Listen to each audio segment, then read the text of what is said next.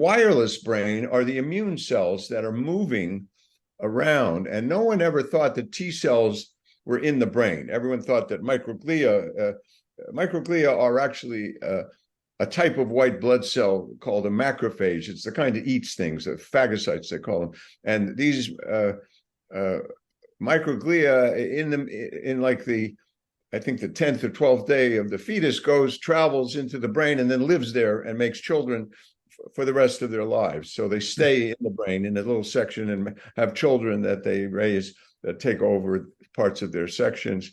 And supposedly there were no T cells or B or lymphocytes or white blood cells getting into the brain. But what was found is that there is a tremendous communication. So no one knew this, but in the cerebral fluid, which used to be thought of like the platelet, just a cushion, it's actually a river of communication going on between all the cells. It's a vast river of signaling.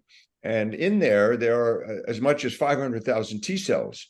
And those T cells are talking to the neurons in a variety of ways. So just an example, when we get sick, we have a fever, what happens is the T cell, which identifies both emotions, isolation, and viruses and bacteria and infections and trauma. It's remarkable. The T cell chapter is remarkable, and how they're trained in a college. And then amazing.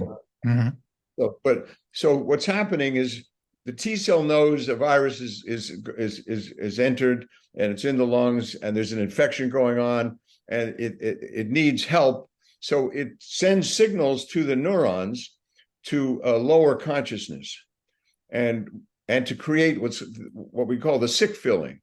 So it creates the sick feeling. It makes you tired. You want to lie down. You want to sleep. You get feverish. You don't feel good. You have muscle aches. And by forcing you to lie down and stop and slow down, the T cell can then muster help from all kinds of other cells that would be doing other things. So it's a way to get help and get the right, army of cells marching to deal with the virus in the lungs.